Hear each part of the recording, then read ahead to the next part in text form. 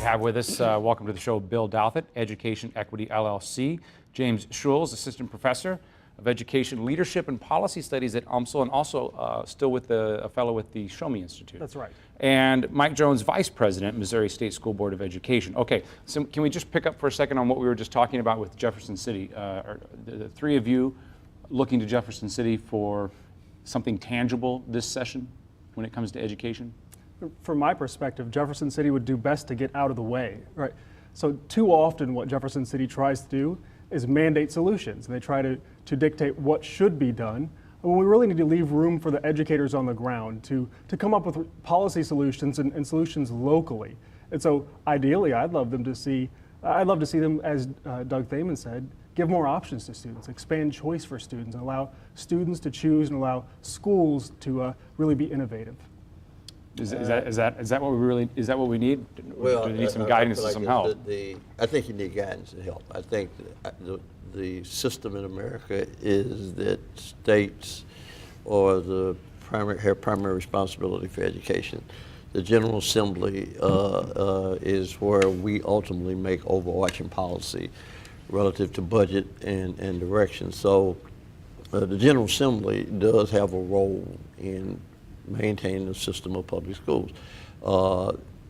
In this current political environment in our country, not just our state, it's very difficult to come up with comprehensive solutions to fairly intractable problems, and so they don't do a very good job at it, but that it is their responsibility, and I would argue just the reverse. They shouldn't get out of the way.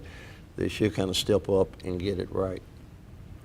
Step one would be full funding of the foundation formula to provide the supports that school districts need in terms of financial funding to address the school-to-prison pipeline.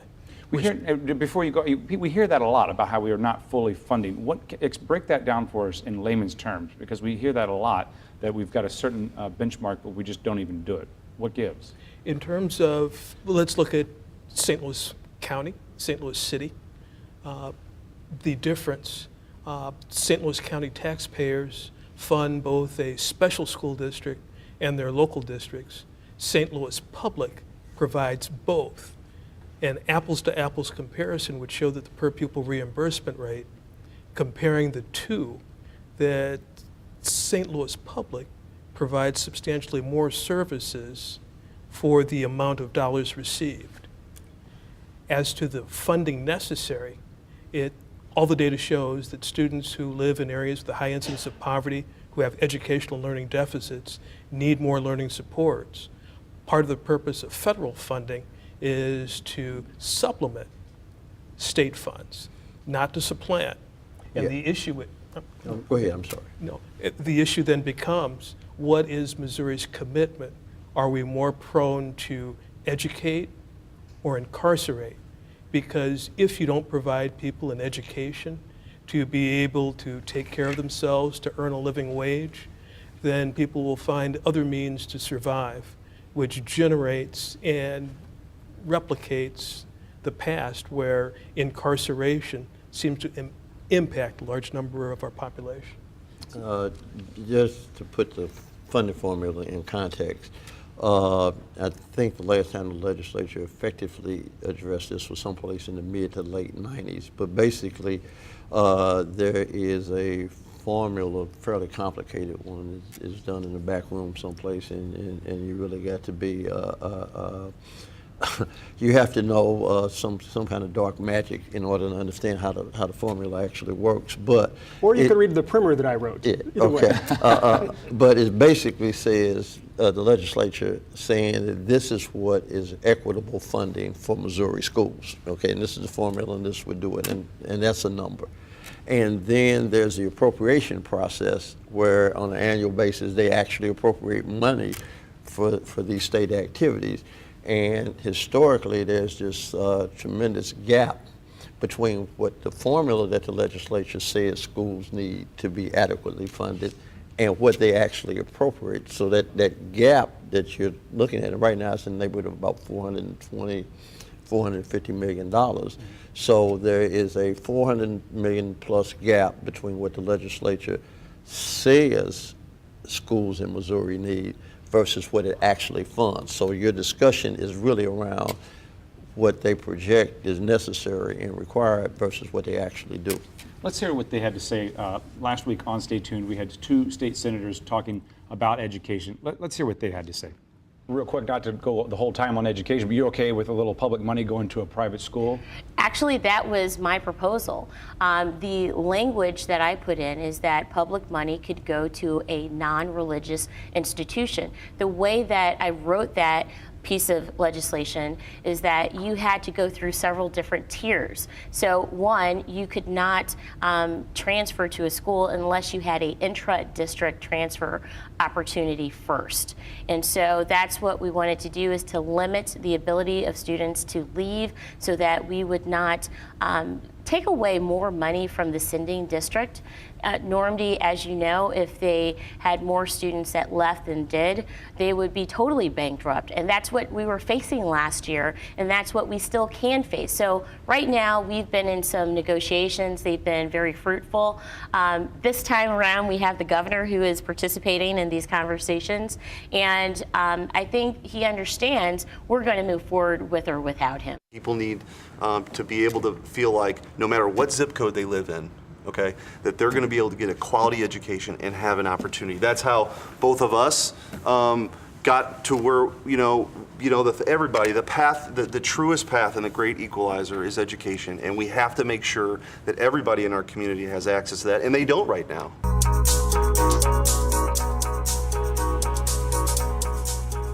So James, that's a Republican saying education is the great equalizer. I want to go back to just what you said a little bit earlier, where you think that Jefferson City needs to get out of the way. And then how do you square that with what the young man at the podium said earlier, that there are different education standards, there are different levels of education quality for different zip codes, just like we heard from last week. Right. Have we not entrusted our tax money to Jefferson City for what we call public education, or is it not truly public? Well, right now, what we call public education is a system of schools. And really what public education is it's an idea. It's an idea that everyone deserves to have access to a quality education. And so I think that's what private school choice can do. It can open the doors for more students to have access to even more schools. And so if we shift our mindset from thinking of public education as just being a system of schools that we have to regulate, we have to test, we have to evaluate and see how they're doing, to thinking more along the lines that public education is the idea that every kid deserves to have access to a great school, then I think allowing students to attend a private school is just a no-brainer. I would agree with that as a philosophical concept, that public education is an idea. In the 19th century, early 20th century, mid-20th century, we delivered that idea in one format. Obviously, as we move into the 21st century, we're going to have to figure out a different delivery mechanism. So there's a range of options for that. I do think, though, that inside of whatever delivery system you use, there has to be some standards and accountability so that however you're meeting those students' needs, you can ensure that it actually happens at a standard that people find acceptable, and the child gets the education that they require and that they deserve. So I think we get caught up in a debate between narrow options that ought to really be thought of as more broader strategic opportunities to get it done one way or the other. I don't think there's any problem funding private schools as long as they have the same public accountability that public schools have. So whatever that standard we're going to use to ensure that we are delivering it in this system, I would argue that you have to have those standards apply to a different delivery system. And if you got that, you still have a system of public education, publicly funded education that reaches every child in a manner most effective to the child, but also ensures a standard of consistency and excellence across the board.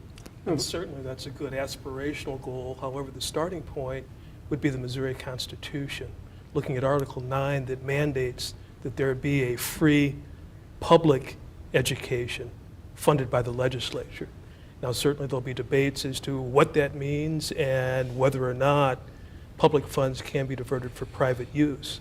The next step, if those funds were diverted, would be the potential of the segregative effect in terms of the use of those monies, because vouchers raise a specter that we've seen nationally in terms of being used for the purposes of further dividing black and white, rich and poor students in terms of secluded areas. So as Mike was mentioning, accountability and having some force where there's equal access that's involved with any consideration. If I of could weigh in 2 points, I think it's important as we understand St. Louis history, school boundaries were a way of reinforcing segregation. Right. So that's also one point that we need to consider. But there's another option out there for us that we could consider.